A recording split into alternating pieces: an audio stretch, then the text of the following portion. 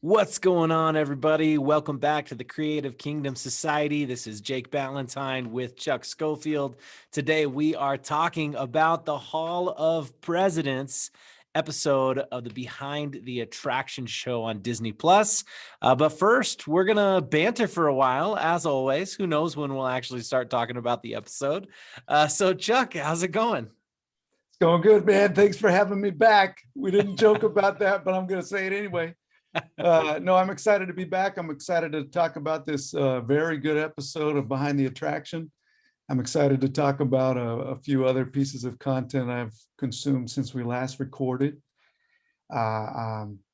including, did you see, oh, you know what, before we dive into anything we consumed, I wanted to ask you about how's the Instagram page going? Instagram. Okay, so Instagram is such a great place. So many great people there. I haven't been super active there recently. Just recently, today, recommitted. Made the Small World post today. We'd love to see you over there. Creative Kingdom Society, and a lot of good things coming. Yeah, I noticed that you put up the Small World episode, and then I don't think YouTube and Instagram talk to each other on my phone. I don't know how those device permissions work, but I go to Instagram, and that's the first post that I saw popped up, and I was like, oh look, here's 5 or 6 slides to complement the episode. That's fantastic. Yeah. It was really cool seeing, like, I loved seeing those pictures. I'd never seen those pictures of Walt with all the dolls. I thought that was so cool. Yeah, there's some fun stuff. And actually, I didn't plan on talking about my outfit yet, but in that Small World episode is when we were introduced to Robert Moses, that eccentric builder who built a bunch of stuff in New York City, including the United Nations building. So I'm wearing my United Nations pin there. Oh, cool. In honor of Robert Moses in that episode, that Small World episode. Yeah. Which also could have been called a World's Fair episode. This one's very much a World's Fair episode as well. So they all complement each other. And yeah. So I thought that was fun. The other pin I'm wearing is the Sam the Eagle, the host of America Sings. Yes. Which I thought. Oh, that is Sam the Eagle, not Sam Eagle. Right. Yeah. The Muppet is Sam Eagle. This is Sam the Eagle. Yeah. Okay.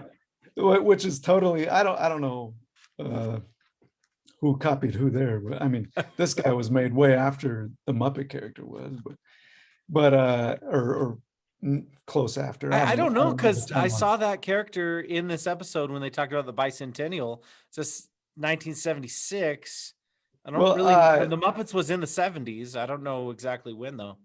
You know, it's funny because I wore it because it was like the only Disney pin I had that was kind of like patriotic or Americana or whatever.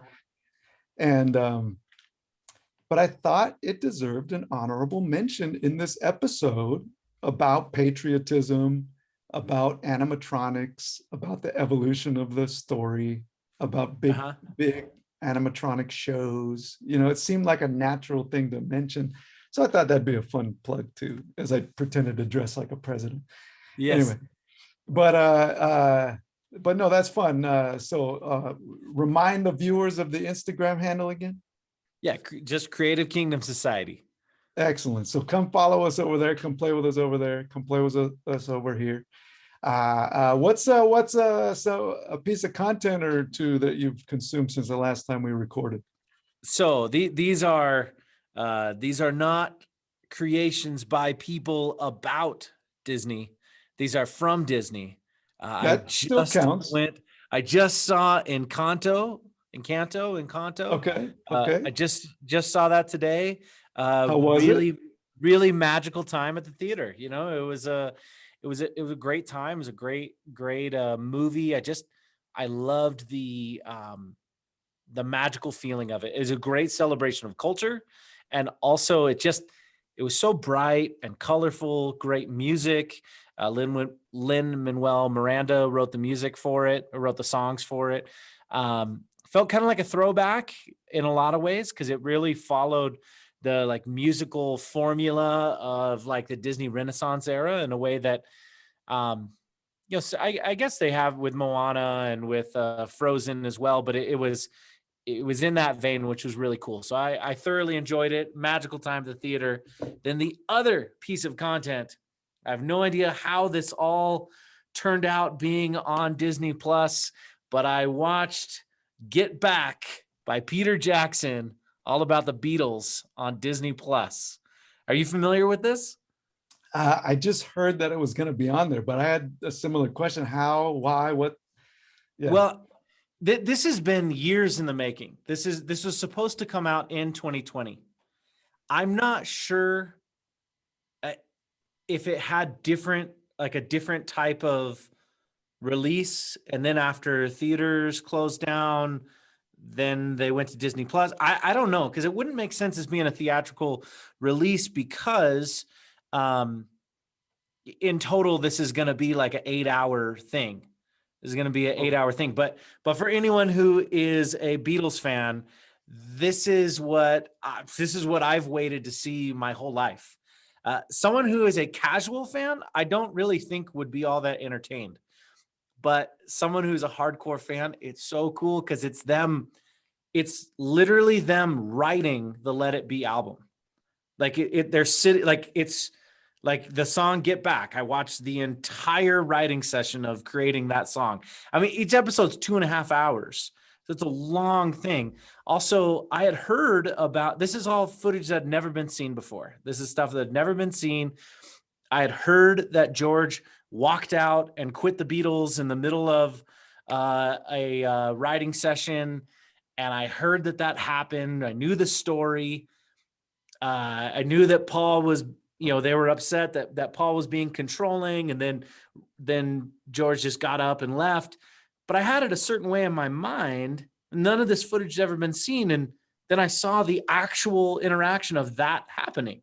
You see George get up and he gets up to walk away, and people say, they say, "Oh, George, are you going to lunch?" And he goes, "No, I'm leaving the band," and just walks out. And like, but it's so cool. Like, it's also very interesting from a like human interpersonal communication view, because you see a lot of conflict and how they're working on it, and then still writing songs together. And anyway, but since it's on Disney Plus, this is I guess that's what the plus is Disney, and then plus. You can add anything you want to the plus. I'd never thought of it that way, but no, yeah, it's I think it is Disney yeah. Plus. It's fascinating to see what gets there and how. I saw that fantastic Jane Goodall documentary on there. Yeah, well, that makes sense, because they own because Discovery's on there. With Discovery, yeah. But so yeah, they've got some interesting extra content. I think Sound of Music is on there now. Yeah, but that's because Sound of Music is now owned by Disney. Well, it's a Fox property. I think that's the same thing with when they got same thing as when they got Greatest Showman. Greatest Showman wasn't on there. And I forgot that. Yeah, that's on there. But I'd be very curious to find out how the Hamilton, the Beatles one. Well, yeah, how that the Hamilton story. How did Hamilton? Yeah. I think Hamilton was. I think that I'm getting confused. I think Hamilton was supposed to be a theatrical release. Yeah, and then they ended up making a deal there. Yeah. But I don't. This Peter Jackson film couldn't have been planned to be a theatrical release, because they basically took 60 hours of footage and then have put it into this 3-part docuseries, and each episode's been 2.5 hours. There's one more episode to come out, so I'm guessing it's going to end up being around 8 hours, 7 or 8 hours. So it's just fascinating to watch, though, and it's really, really cool. So that's worth checking out. The Encanto's worth checking out. I consumed 2 pieces of content with far less production costs, far less production value than those 2 big projects that you mentioned. But one was a feature-length documentary, hour and 45 minutes, on queuing, on Disney lines, on waiting in line at Disneyland and theme parks in general. Oh, I'm excited. Where was this? Done by Defunct Land. Oh, Defunct Land. amazing. You know, everything he does, and I don't remember if we've mentioned him before on the show or not, but He's great. totally quality stuff. But everything he does seems to be better than the last thing. And now he's getting up to where his episodes are feature-length documentaries, and I can't believe how quickly an hour and 45 minutes went by just talking about waiting in line at Disney So parks. I'm definitely going to watch that because it sounds fascinating, but give me 2 or 3 interesting things about it. Well, he did some interesting thing with statistics and comparing the different, the ticket books to the no ticket books, to the Fast Pass, to Fast Pass Plus, to Max Pass, to Genie Plus, to like the Genie and Genie Plus, and the whole gamut. Really good read on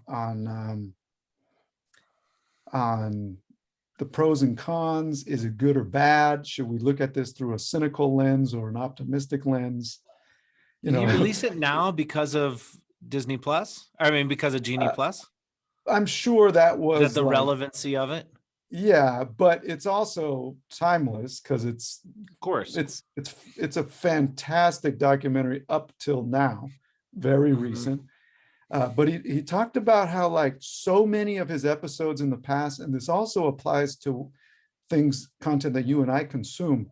So many of his personal episodes in the past focused on the creations of Imagineers, and Imagineers get known and Imagineers get talked about, but the people that don't are the operations people. Fast Pass was not the invention of an Imagineer. It was the invention of operations people. And it's probably their crowning achievement, because where Imagineers try to make a themed space that gets you out of reality, lets you escape reality into a different themed space. If the real world has waiting in lines, then what would your Disney experience be? It would be somehow not having to wait in line, right? But how do you pull that off in an equitable, fair way? And he went through the pros and cons of each different way Disney's tried to do it, and showed how over the years they have actually increased the average number of attractions done in a day of the average guest. Interesting. But so like it shows that they're trying, that they are actually improving. But some of the average numbers blew my mind. They went from like 4 attractions a day to 5. And I thought, what the heck? That's not normal. Like, is that normal? Like, some of his statistics were mind blowing. And I felt bad. What normal is going on 4 or 5 in a day? 4 or 5 a day? Yeah. Yeah. Well, you got to think that some people spend a lot more time going, so where should we go? How do we get there? Where do we? You and I know it. Like I could walk around that place like my house. Halfway through the episode, I was feeling guilty about the times that I've done 20 attractions in a day. Yeah. And he gets to that point, showing how, while like operations has improved the line waiting experience at a Disney park, but also, which is good, but it has simultaneously amplified some of the inequities of real life, where people that either had more money could skip the lines, or people who knew more, like you and I, could take advantage of our extra knowledge of the system and ride a disproportionate amount more than the average person. How many people get stuck behind parades and get stuck in like that kind of thing? Like bad for me, timing. I just go, oh, a parade's going on. We're staying in this land. and we're gonna do this stuff. I'm not gonna try to walk across Or yeah, when a parade's don't going park on. hop or go back and forth across. Yeah. But so anyway, totally worth checking out. One of his best lines at the end said, as long as there is something worth waiting for, there will be a wait for it. Mm, And I thought, oh, that's interesting. Okay, that's poetic. that But is, the other piece of content, oh, totally worth checking out. But the other piece of yeah. content I told you I was going to mention in this episode was episode 4 of the Backside of Waters special on Tomorrowland. Very Yes. fun episode. Brought back memories, vague memories I had of walking through the Monsanto's House of the Future before they tore that out, and I didn't realize a piece of it was still there. And anyway, fascinating discussions on how to do Tomorrowland 55, how to keep or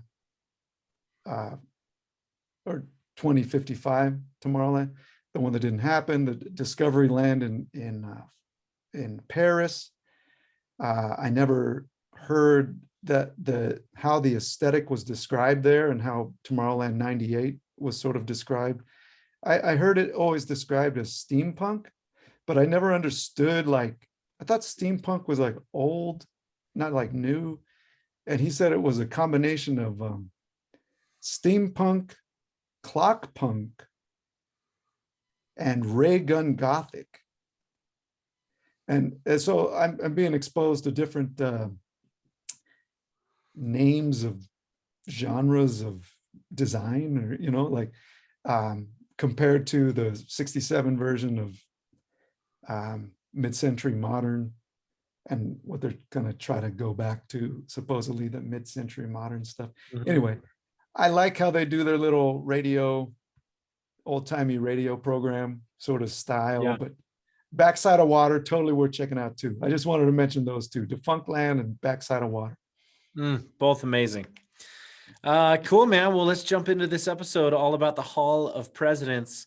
The first thing that I want to say as we jump into it is, since this is the last episode of Behind the Attraction, is celebrate how they take one attraction and then expand it either forward or backward. In some of these episodes, they finish talking about the actual attraction, halfway through, and then the rest of it is all on what it created and what it spawned. Right. This one, other than the first few minutes just giving context, so they talked about the Hall of Presidents at the very beginning for context, and then it's not mentioned again until 21 minutes into the episode. I found that so fascinating that the actual Hall of Presidents isn't talked about until 21 minutes in. I think time-wise, there's more time spent on great moments with Mr. Lincoln than the actual Hall of Presidents. But I just think it's so cool what this show has done, taking one topic and then expanding it, either the history before or what it spawned afterwards. Yeah, it's fascinating to look at the lens of influence, what influenced what and when, and they've done a really good job on this whole it was 10 episodes. 10 episode 10. series. Yeah. Excellent production. Yeah, for sure. And I also felt like this episode, probably more than any, was a celebration of Roy Disney. There was a lot, throughout it. There's a couple different places where they talked about that, but I felt like this episode, both at the beginning and towards the end, there was a lot of celebration of Roy, which I thought was really cool.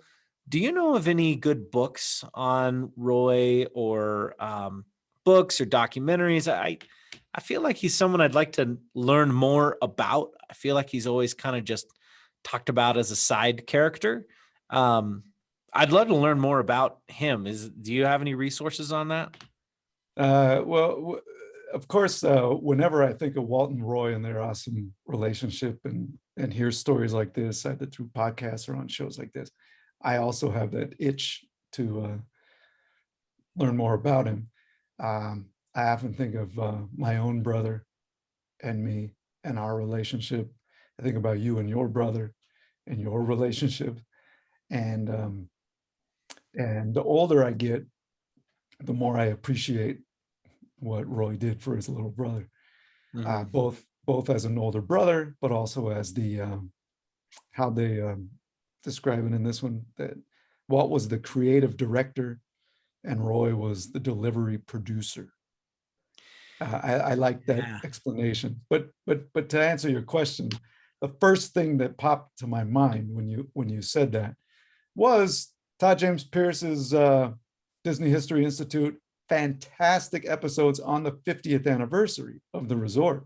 He's on episode like 8 or 9 now, I forgot, but Mm. I've learned more about Roy and what Roy did in those months and how Roy treated all the managers all up and down the construction of the property and everything through these episodes than I have through anything else. Like they are Wow. really quality episodes, both learning about Roy, about Dick Nunes, who was in this episode quite a bit.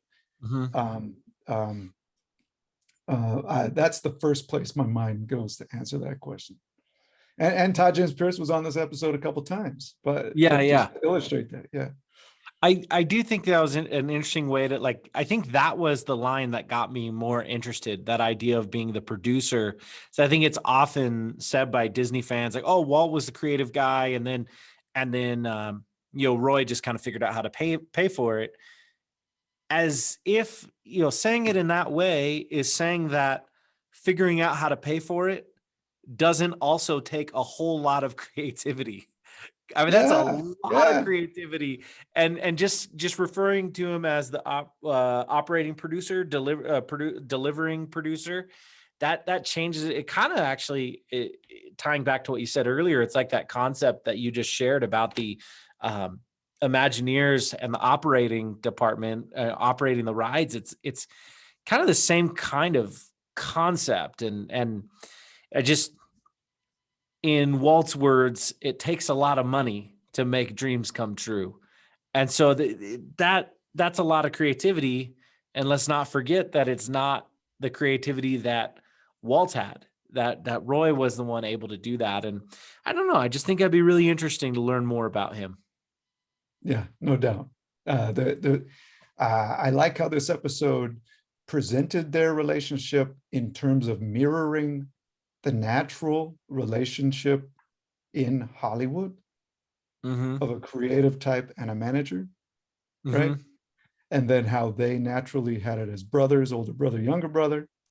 But then how Roy, after Walt's death, um, because of having watched his younger brother, the creative, successfully pull it off with Disneyland and synthesizing everything the company had learned between then and now, how the operator was able to step into the shoes of the creator and pull it off and plus it and make it better and bigger and how it literally killed him.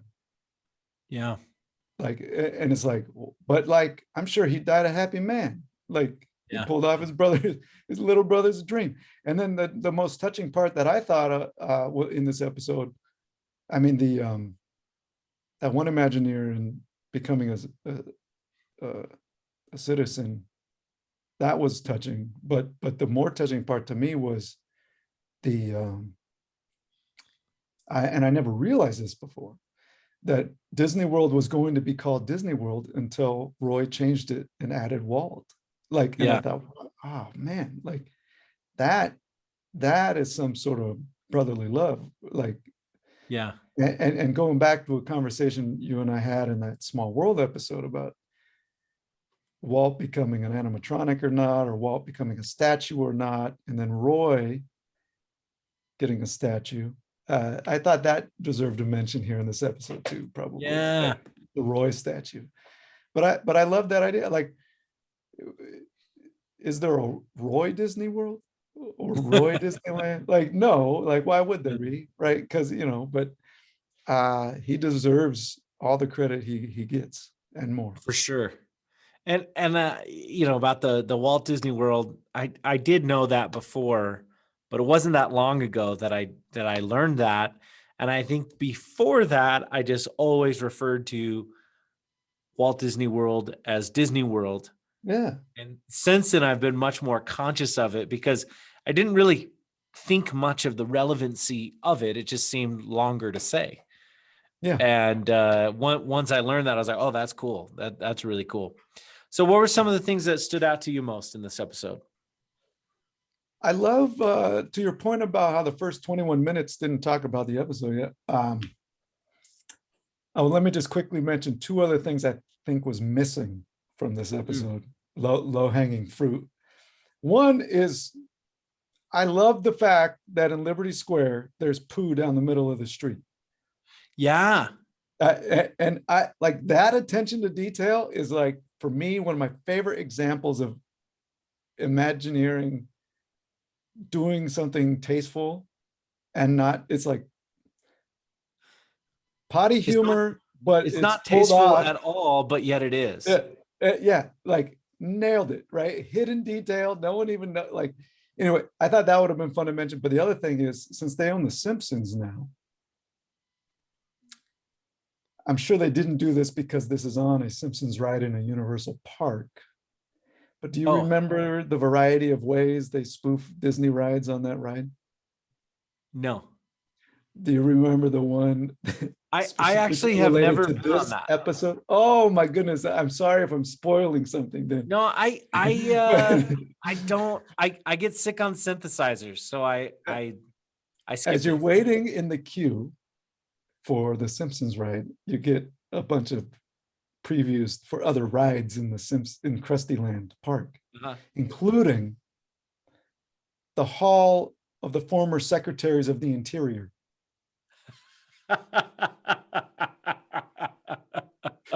I think that's what it was, but yeah, but it's just funny, like that, and it's just, you know, a bunch of people you never heard their names before in U.S. history Yeah, yeah. animatronics. But it's what's funny about that spoof is like it doesn't take into account how we take for granted how incredible the technology was that went into this whole project. Like, Yeah. people thought it was real. What? People thought that first Lincoln was real? What? Like, no, no. Who are these people? Like, But they've but then never going seen back, anything like it. yeah. And going back to what you said about your dad in the Carousel of Progress, the Small Yeah. World episode, like him thinking, like, what, like the like moving humanoid, like, anyway, like I think it's funny how Simpsons just totally takes for granted that leap in technology, and how this episode presented that and told that story. I thought was fascinating. Well, do you remember watching Jurassic Park in the theater? Yeah, yeah, and thinking it was the most incredible thing. Thinking that it looked like the dinosaurs were completely real. Yeah, And today, the ones that are practical effects still hold up. The ones that are practical effects still totally hold up. But all the CGI dinosaurs, I mean, it looks like Who Framed Roger Rabbit. yeah, It doesn't, or the movie Dragonheart, that movie, still a good movie. I love Sean Connery as a dragon. It's still a good movie, but the dragon is so cheesy, even though at the time I thought it looked so great. And so I think there is context of when you haven't seen something before, it feels real. yeah, yeah. And then how you and I really haven't seen the worst versions. We've only No. seen improved versions, Yeah. like better and newer, and but yeah, I thought those were some low-hanging fruit things that could have been sprinkled in here. But one thing I totally want to look more into, and was inspired to go and research further, was what the hell was going on with that other pavilion that was sucking up all the electricity that was causing the Lincoln figure to freak out. Like, Oh, yeah. from an electrician perspective, I want to know, like they just mentioned it in passing. I want to know what was happening when they shut off the light, and then that made the Lincoln figure break his chair, and it took Yeah, them yeah, 3 weeks to figure it out. That was I want to hear the Todd James Pierce episode on that. Yeah, that would be interesting. That'd be really interesting. It could be a interesting deep dive. So the very first episode of Disney History Institute that I ever listened to was the one on, what did they call it? The Yippies. Oh What yeah, you remember? Was that what it was called? the Yippee invasion. The Yippie Invasion. I That was think the so, or something that like was the that. first episode. I just saw it as a Facebook ad. At one point, he was running Facebook ads, With and the I think there cops was, in the main street. That picture with the cops in the main street. I think so, and I was like, Yeah. "What is this?" Whenever that was 6 years ago or something. But anyway, that just made me think about that, like how like that was like such a deep dive on a story that I had never even heard of, and Yeah. that'd be kind of cool to get into like a Yeah. story. Like who knows what the heck was going on there. Yeah, but probably my favorite thing from this episode was the quote they started the episode with. Um, I'm sorry, I forgot the name of that Imagineer. That he was in it a lot this time, but he shared that quote. He was explaining that Walt's unique understanding of the bond. I looked up the quote. The bond. He said, "We have always tried to be guided by the basic idea that in the discovery of knowledge there is great entertainment, as conversely, in all good entertainment, there is always some grain of wisdom, humanity, or enlightenment to be gained." And that Yes, reminded me of another one of my favorite Walt Disney quotes that I've shared on another one of your podcasts in the past, where he said, "I would rather entertain and hope that people learn something than educate people and hope that they were entertained." And I thought both of those quotes were worth mentioning here. As a teacher, I thoroughly believe in both of those things. You know, that there is a bond between entertainment and education. totally. And if both are done right, both feed both. Like in all of the best content I've ever consumed, that's true. You know, like both feed both. And I love how Walt Disney's pulled that off. Yeah. Part of me, when I hear that quote about I'd rather entertain in hopes that they learn something, uh, part of me wonders if he really believed that, because it seemed like he got really excited about the education later on in his life. That's why I like the quote in this episode better than Uh-huh. that other quote. Yeah, Yeah, the quote in this episode was really good, and I'm glad that they used that, right or wrong, presented that as a guiding principle. You know, yeah, like that in the discovery of knowledge there is great entertainment, and on the flip side, in all good entertainment there is always some grain of wisdom, humanity, or enlightenment to be gained. And that's just fun to riff on in a bunch of different directions. But if we're going to take the patriotic direction, I like Walt Disney's patriotism, I and love it. it's interesting to be introspective and look at how his patriotism has influenced my own. And I didn't realize some of the explicit connections. I did realize some of them, but I didn't realize ones like the park opening in 71, 76 being the bicentennial, and for the first 10 years of the park, that being the most popular land. Yeah, that shocked me. What? Like, that's really cool. I mean, I Yeah, knew they had that America on Parade sort of parade thing with the weird looking float or big head yeah, people. yeah. But I didn't know that was the most popular land. That's Well, it's not even wild. really. Well, I mean, I guess this is an attraction, but there's no ride in this land. There's no. But there's an attraction everyone's got to see. Yeah, yeah, yeah. There's pictures everyone's got to take. Well, and there were places for Instagrammable Yep. photo ops before that was a thing. Yep. Yep. Now everything's designed for the purpose of how can we get people to post this on Instagram because of the But best marketing they could do. it's interesting to think though, how much Walt fed American patriotism versus how much he was fed by it. And there was totally a relationship, Yeah. in the country at large and how we celebrate history, right or wrong, how even now, how we've corrected, even just we should do an episode on that one day, how the company has corrected some of its inappropriate presentations of history in the past, Yeah. and for what reasons and why, and how it's like, hey, we're only getting better, making a more perfect union and a more perfect corporation and a more, Yeah. anyway, like I like how this episode handled that whole arc.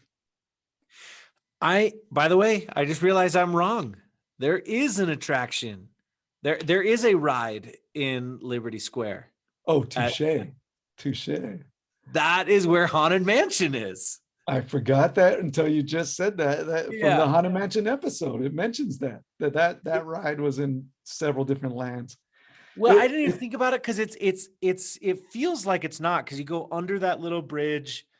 There's like a building, and you go kind of under this bridge, and then there's like Memento Mori here on the right, and then it's there, and that's where you get into like Rivers of America. And in my mind, I'm not in Liberty Square anymore, but it still feels. I mean, it still is. So Yeah, that's there true. was that little riff that I wanted a little more of too in this episode, where they talked about the architecture following the East Yeah. Coast to the West Coast with like, and so did I hear that right? Like Yes. Liberty Square starts in the Northeast, and the Haunted Mansion episode mentioned that the mansion there is after a Northeast sort of mansion.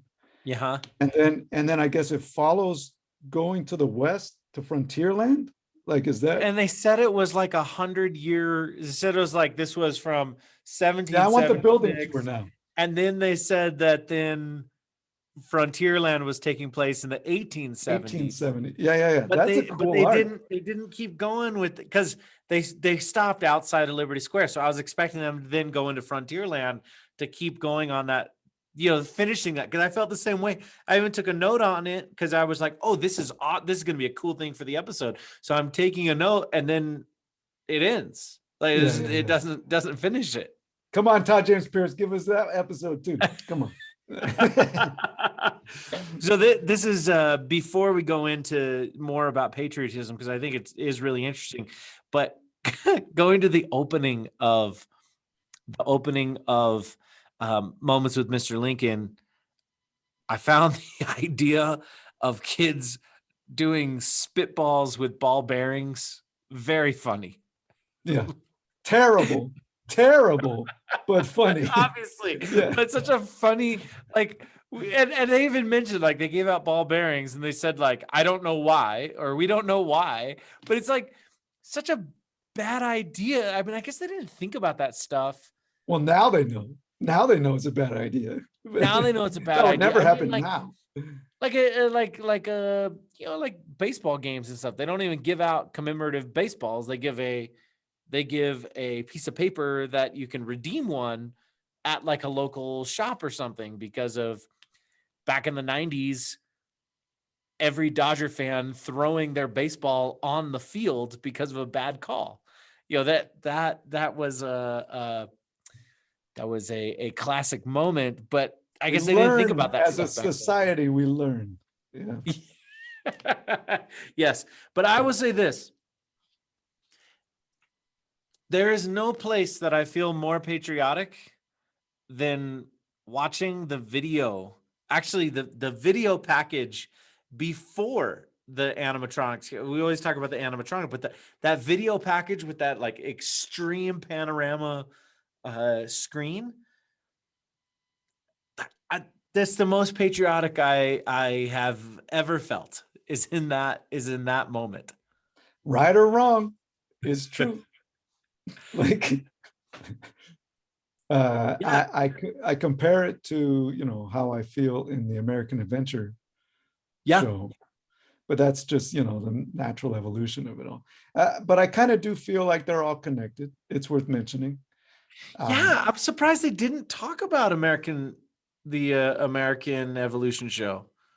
yeah, Is that yeah, what it's called? American Evolution? American Adventure. Adventure. That's it. I'm surprised they didn't talk about that because I also, when I have memories, when I just think about Liberty Square, I, in fact, the last time I was there, I went, oh, let's go to that barbecue place. It's like a Muppets barbecue place. Like while I was in Liberty Square, then I was like, dang it, that's an Epcot. Okay, we'll go there tomorrow. Like, but Yeah. they're the same place in my mind. Stylistically, that's an interesting conversation too. Like I'm curious about some of those decisions about, you know, okay, let's make Liberty Square instead of New Orleans Square, and we'll make Liberty Square instead of Liberty Street, or instead of Edison Square, which probably Uh-huh. deserved a mention in this episode too.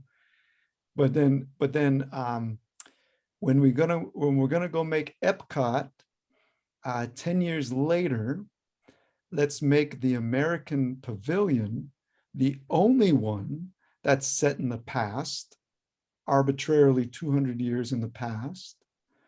The only pavilion that's set in the time of the country's founding, which ironically is the same time period in a different park, in a different land, in a different park here in Walt Disney World.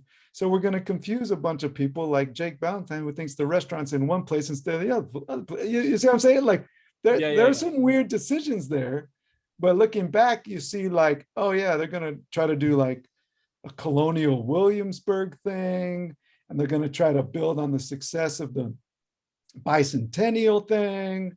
The Liberty Square was right before the bicentennial.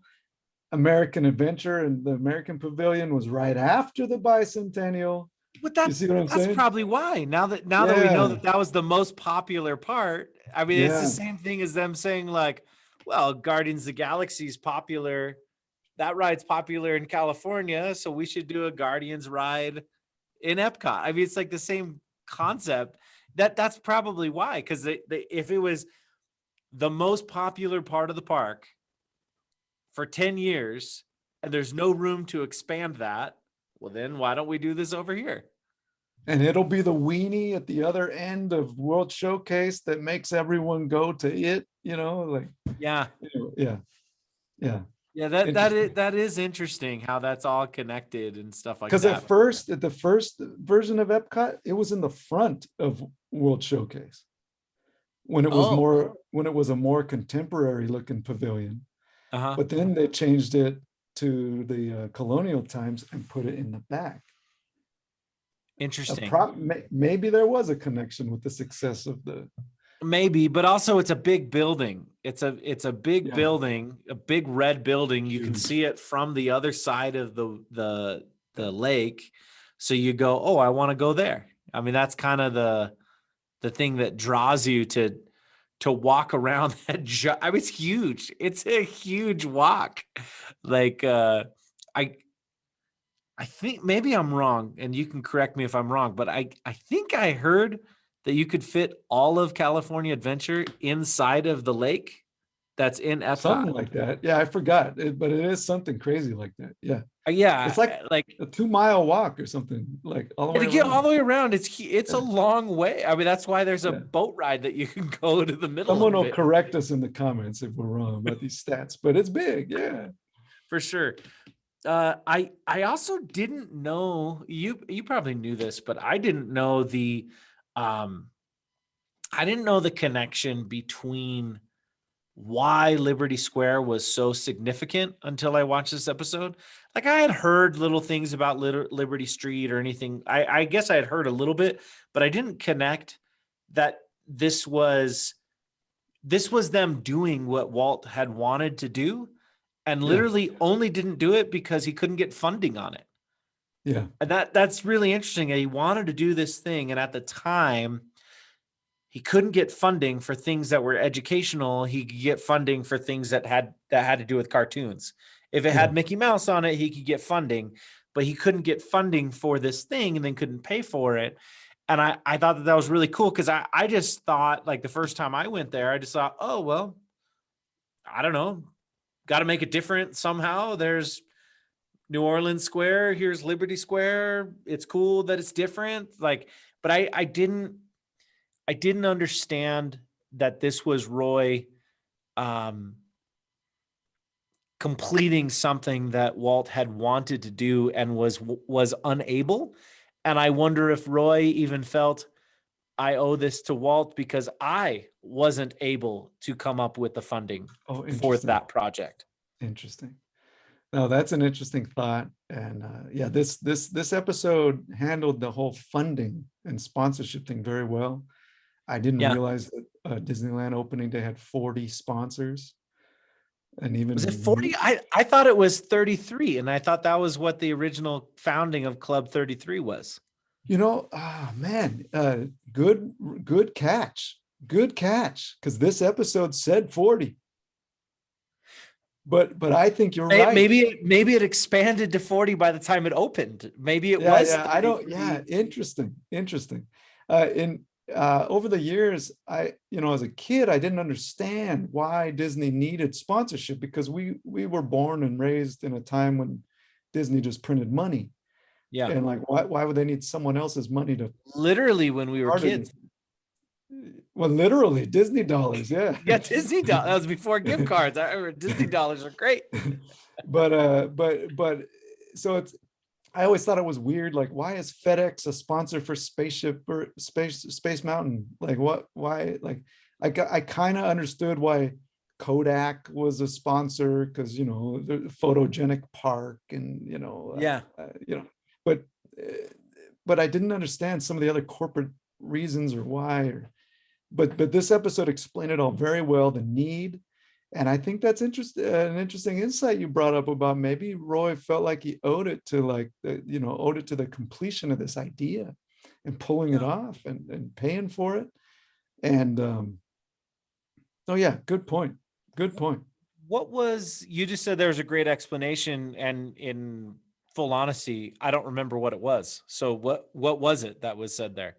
Oh, I didn't. What I meant by maybe it wasn't as comprehensive or as obvious as I'm thinking, but it helped me piece things together with regards to like the mere dollars and cents fact that they didn't have that much capital, that they relied upon the seed funding of corporations to do anything, even and that they would if there were cute characters involved, to your point, but that they wouldn't if it was like school. If it's going to be boring like school, like go find a textbook company to fund your thing, bud, because we don't want to, like Pepsi and Coca-Cola don't want to sponsor, go get Jostens or Scholastics to sponsor. Yeah, like or like sometimes it's weird, like you go on a ride and you're like, what the heck is the connection between this ride and its sponsor? Like the connection is they had money that they wanted to give them so they could build it. Yeah, but why them and why this? And like what, like, yeah, but think exploring it through the lens of Epcot was fascinating. Kodak, GE, General Motors, countries, countries' tourism boards or whatever. Looking at it through the lens of the World's Fair, it's fascinating. Looking at it through the lens of Disneyland, fascinating. Looking at it through the lens of Walt Disney World and who did and didn't, and how much capital did the company just do on its own. And I don't even know if this attraction had a sponsor to begin with. Did they mention that in this episode? I don't know. I don't know if it had one then or has one now. Does it have one now? I don't know. Maybe Coca-Cola or something. I don't know. Someone trying to. It's interesting because not every someone attraction put it in the has comments. A sponsor. Yes, Yeah, please. Yeah. Not every attraction has a sponsor today. It seems like very few have sponsors now. Yeah. Small World, Spaceship Earth. Yeah, there's just a handful. I heard Spaceship Earth just lost their sponsor. Yeah, I don't remember. I don't remember. No, but like in the But last couple of weeks, that's what I mean. Like in the oh, last couple of weeks, oh, I didn't. like I don't know. that was in a Mickey Views episode because he was talking about Mm, the was it Mickey Views or was it DSNY? It might have been DSNY talking about like what was announced and what isn't happening and why and all that kind of stuff. So it's really interesting. But going back to the idea of it being so popular, which just totally blew my mind because it doesn't seem very popular today. It doesn't seem very popular. It seems pretty empty. It seems like there's a bigger line for ye old Christmas shop than there is for the Hall of Presidents even. Um, and well, maybe that was because the last time I was there was during they were not allowing, there was a capacity limit to the store. So there was a line around the corner to get into ye old Christmas shop, and I just walked right into Hall of Presidents. So that was kind of an interesting thing. But I wonder if that popularity was something still in the company's minds when they came up with the idea for the Williamsburg Park, or was it Williamsburg or wherever it was, the Virginia Park, the oh yeah, USA Park. yeah. I forget those details right now, but yeah. Was it It going to was be I in think it was St. Louis? Virginia. It was going to be in St. Louis, I think. I think it was No, going to no, no, be in. no. I'm talking about the one in the 90s. Oh yeah, you're right. There were two. Because there Yeah, was the St. Louis one that was something that Walt was still alive during this yeah. I time. forgot. I'm I talking about the forgot. You're one right. it's in the Yeah, yeah, yeah, Imagineering, yeah. and they people protested about it because it was close to, Right, they felt right. like Disney. I don't know why. I don't understand it, but they were not okay with this. They said it wasn't the concept that they were protesting. They said it was the location that they were protesting. I don't, but at the same time, I think that location just turned into a bunch of apartment buildings. So I don't really understand what they were arguing against. Um, I don't know if this is confirmed or if this is just a rumor, but something that I had heard, because I knew that they did. This is before California Adventure. I knew that they did put a bid up for Knott's Berry Farm, to buy Knott's Berry Farm when it was up for sale. I know that for sure, but I think this part is a rumor. But the rumor was that this was after that didn't go through. The rumor was that was the idea of what they were going to re-theme Knott's Berry Farm to, Oh was wow. that USA Park. But apparently, and this goes back to what I think is fact. I think that other part was just rumor. But what I had heard is that the Knott's family didn't like that they weren't going to continue to call this Knott's Berry Farm, and that's when they sold it to Cedar Fair, because Mm, Cedar Fair was going to still call it Knott's Berry Farm, and was going to keep certain element. I mean, they probably didn't know that they were going to take out a lot of stuff and just build out of the box giant roller coasters, but they still have the old town. They still have kept a lot of the um, original stuff. And I guess that was a part of the reason why they said no to Disney, was because it wasn't going to be Knott's Berry Farm anymore. It was going to be something new. And the rumor was that it was that USA Park. mm. Yeah, it's interesting to see and think like why maybe some of these decisions were and weren't made. That's always interesting to look at, but specifically to look at like how hot patriotism was in the mid 70s, Yeah. even into the 80s, and then started to wane in the 90s and get more cynical and pessimistic and less cooperative in the 2000s, and then is what Well, it there is was a blip today. where it went up. There was a blip where it went up in Well, 2001, but that we wasn't very long. yeah, and that had its own effect on the whole theme park industry and tourism industry. So it's interesting to think like, well, what if the 90s and the 2000s, what if 9/11 didn't happen? What if things weren't as contentious in the Clinton and Obama and Trump years and Bush years? Um, maybe patriotism would still be as hot as it was in the 70s. But it's been fascinating to watch the corporation handle these delicate situations by adding presidents, how Yeah. they added the presidents, what they had those added presidents say or not say, um, who they had do live recordings, who they just used recordings of, who, and then up until controversy today, where you got people yelling at the Trump animatronic and or clapping too much for it or booing it too much, or how contentious it could Yeah. be, and how the company tends to handle all this very appropriately. I think I'm happy they haven't shut anything down and just threw in the towel. I'm happy they're still able to pull this off. I'm happy they're able to update the attraction and the lobby with new artifacts and stuff from different people, different presidents and stuff, on Yeah. loan from the White House and stuff like that. So it's interesting to watch them handle these delicate issues as a corporation as appropriately as they have, you know. Yes. When I was there with the Donald Trump animatronic, they made an announcement before. They made an announcement about behavior during this. I thought that was very interesting. I would assume it's still going on now. It's open with Biden now, right? Yeah, yeah. I would assume because it's equally as contentious today. I would argue even more. Um, but the point is that they probably have the same announcement. But I don't remember exactly what it was, but I remember looking at Caitlin going like, "Oh, wow, that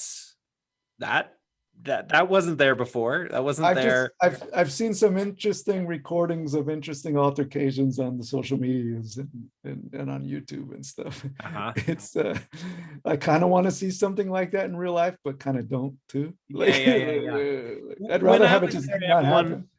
everyone was respectful during Yeah. the time that I was there. There was cheering, but there was no booing. Mm. And then at the same time, like it was interesting because there were people who cheered when because they're showing all the presidents up until that point, and when they showed Obama, there was a lot of people who cheered, and then when they showed Trump, there was a lot of people who cheered, but there wasn't when the At least Trump there was no animatronic. booze. Yeah, There was no booze, there was no disrespect because they made that like this wasn't a recording. This was the cast member beforehand said something about it. that's Um, interesting. Again, yeah, here operations, solving problems yeah, and diffusing tension, you know, totally. and front loading the audience to behave correctly. Yeah, yeah, yeah. No, that's good. That's all good. But This, I like how this episode riffed on how, like, starting with Nixon, people were used to seeing and hearing these guys, and yeah, they had to make them look and sound right. Otherwise, people were going to know, like, yeah, or you were going to just take people out of it. So it's interesting. I like how they showed recording Bush and Obama. yeah, I like how the articulation and the faces got better as time went on, but still, Trump looks like wrong and Biden looks a little off. yeah. I Obama is pretty close, but you can He's still probably the tell. best one. Bush is pretty good too, but you could still tell. Like it's I like, I wonder if with all of these people, they can give them enough time to do the recording, but they can't give them enough time to do a face mask.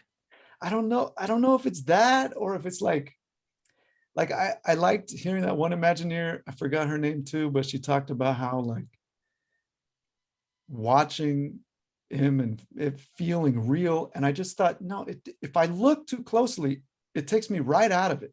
Like it doesn't feel real. But if I look off to the side and you just kind of watch these guys, they sound right.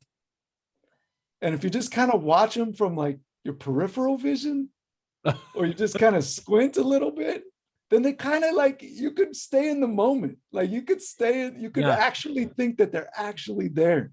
It But just reminds don't me sit at the of, front of the theater. Just sit in the back no, of the sit theater. towards the back, right? And kind of squint or look Well, off to the side. you see the panorama better when you're towards the back anyway. Yeah, no, yeah. But it reminds me of this one year I went to this Bob Marley concert where like all of his sons and a bunch of his grandsons were there.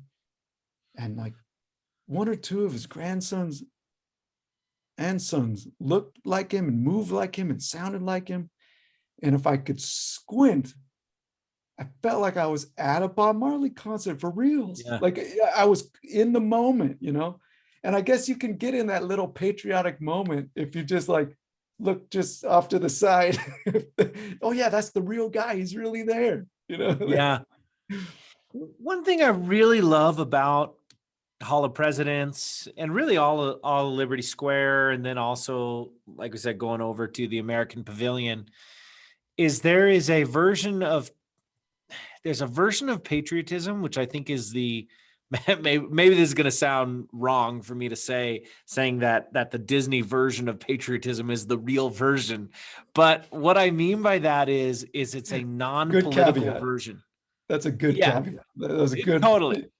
Yeah. But what I mean though is, without getting too deep into a political discussion that some people watching this may agree with or may not, it seems as though today patriotism is owned by the right and not by the left. And the version of patriotism is,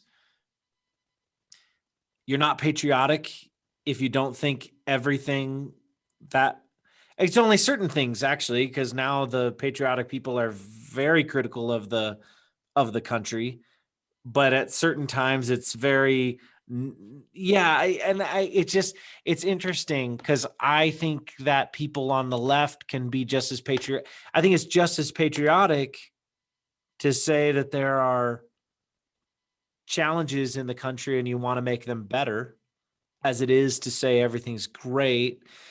And I really like that it's a non-politicized version of patriotism. It's not nationalism. That's a very different thing. Nationalism, patriotism are two very different things. And I like it. I like being in that setting. It makes me feel good. I enjoy it. Yeah. I'm also struggling with how much or how little to go down this rabbit hole, right? Yeah. But I like how you said, I don't want to say that they have like the right version of patriotism, but we can both agree that and celebrate, like this episode did, that Disney handles it very well. They handle this very sensitive topic very well, I think.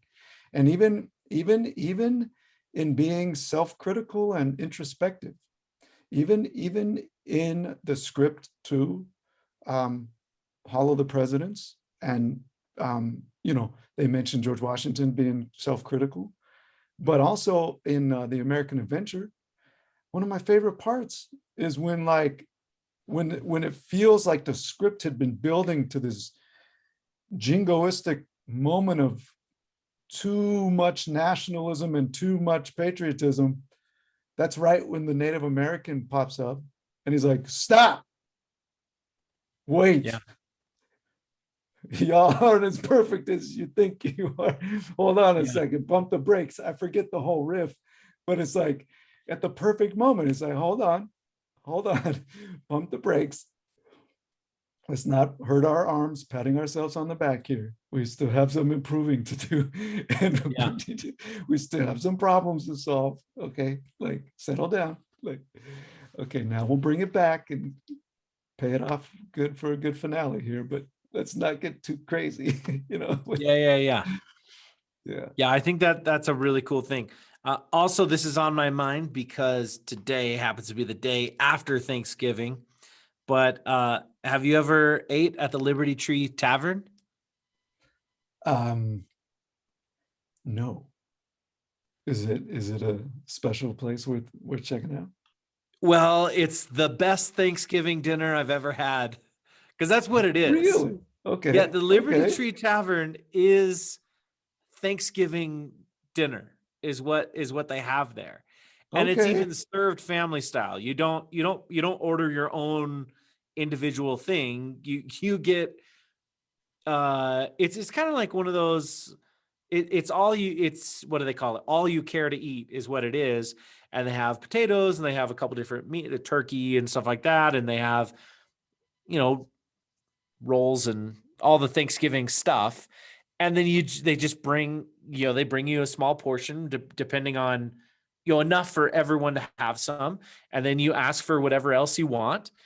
And it's like the best Thanksgiving meal I've ever had, in the middle of February or whatever it was when I went there.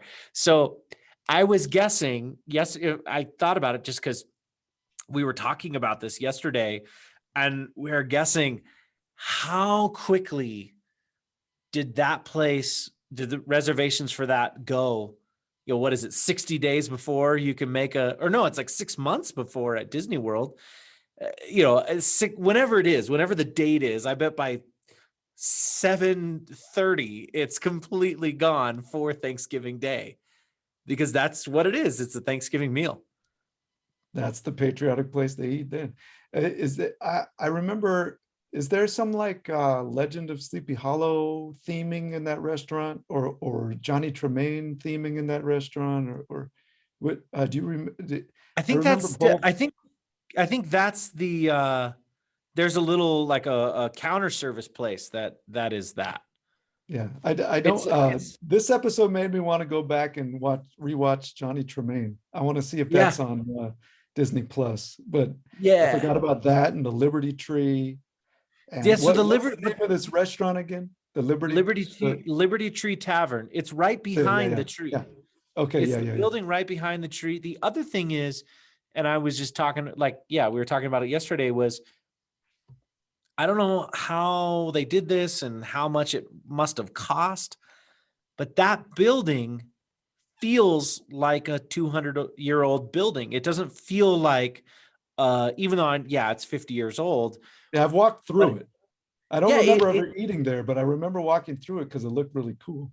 yeah, because like on the floor, like the way that the floorboards move, the way that the building moves, it feels like you're in an old building.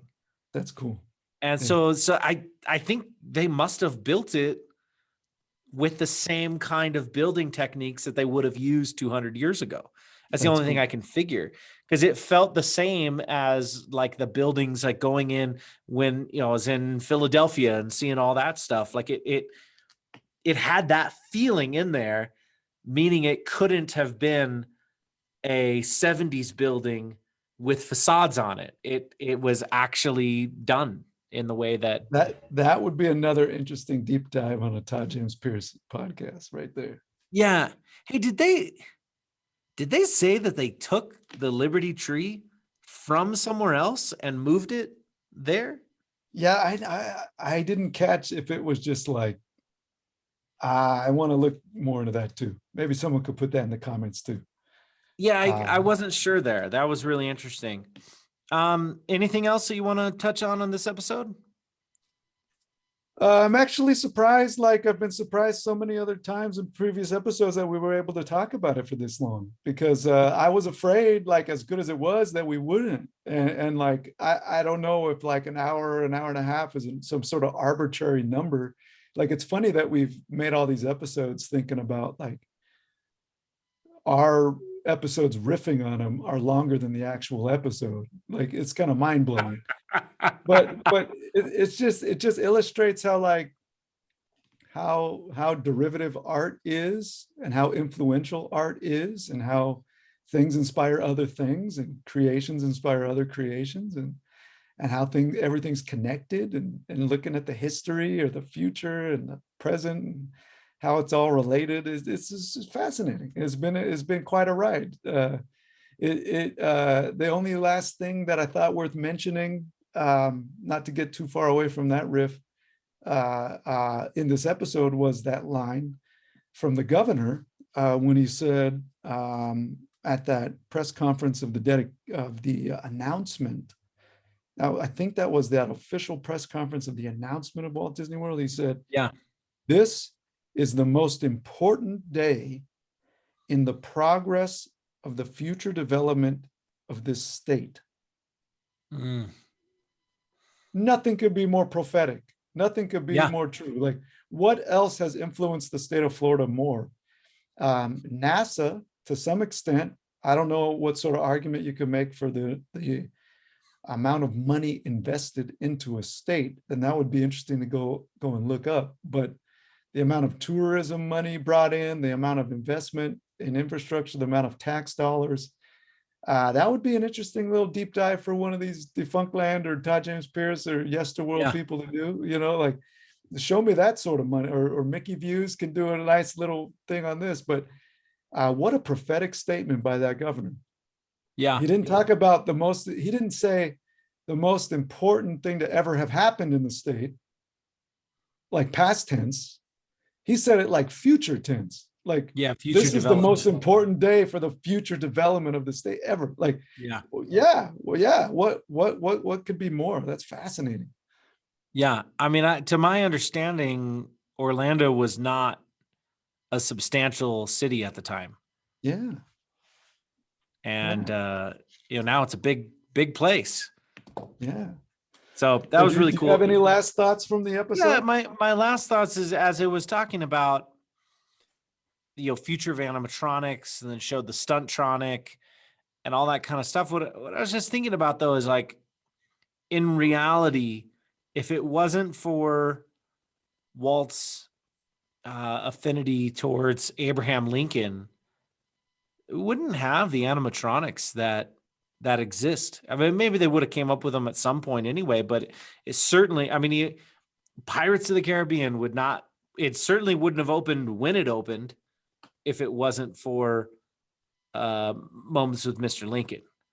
That just was really interesting to me to go, even if someone isn't like thrilled about, because, it's not like Great Moments with Mr. Lincoln is not very popular. It's not like it's a very popular ride or attraction.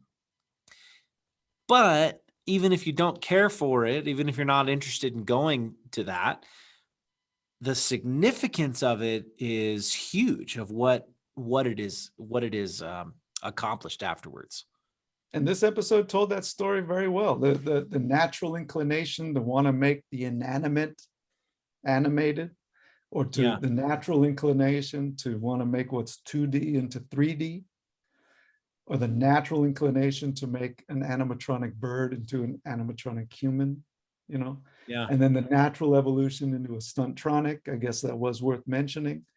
Have you ever watched Westworld? No. So, but the premise, right? Yeah. So I suppose the natural evolution would be walking around animatronics, Stuntronics that walk around. When is that going to come? We've already seen like the little, like Imagineering's already put out that like little animatronic, like the little Groot, or like, and I've heard rumors about making that like a little Yoda that walks around, or a little rocket, that'd be awesome. raccoon that walks around, and then you got the other outfit that they just displayed at the Destination D with the big puppet one where you could be Thanos or Wreck-It Ralph or something big, or a Wampa or something, so when are we going to see? Can you imagine seeing a Stuntronic the size of Thanos? Oh, walking around, like, well, I'll tell you how realistic. Like 20 years. What do you give it? 10 years? 20 years? Yeah, for sure.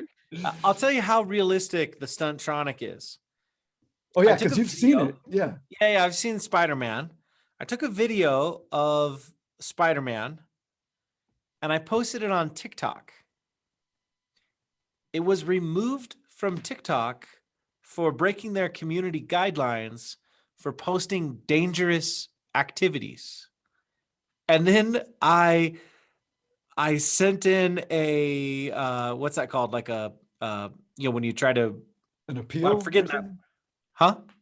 An appeal? Like you Yeah, an appealed? appeal. Yeah, Yeah, yeah, yeah. It said you can appeal this, and I appealed it, and it was denied. yeah. Because they thought Not it was real. Like, Yeah. Well, even then, uh, I was like, well, that's kind of weird. Like, it's obviously a show. Like, I'm not. and It's I not like. couldn't be the only one that has posted this on TikTok. Yeah, Like, but they. Yeah, and that appeal, to my understanding, now a human looks at it when there's an appeal, but they said no, this is dangerous activity. I'm like, that's it's a funny. robot. This is a That's funny. robot, but they didn't agree with me. I wonder if Disney might even be in on that. Like, Maybe. Hey TikTok, just say it's dangerous and take them all down so people have to come and see them in real life. Like, Yeah, I don't know. Yeah, I don't know. Anyway, that's pretty funny. But all press okay, is good press. yeah, that's what I'm thinking. This episode was great. This has been so fun talking about all of the episodes, and coming soon, it's going to be some great interviews. We're excited for that. Thanks for coming along on this ride, everybody. And any last comments, Chuck? Just a friendly reminder to keep consuming and keep creating.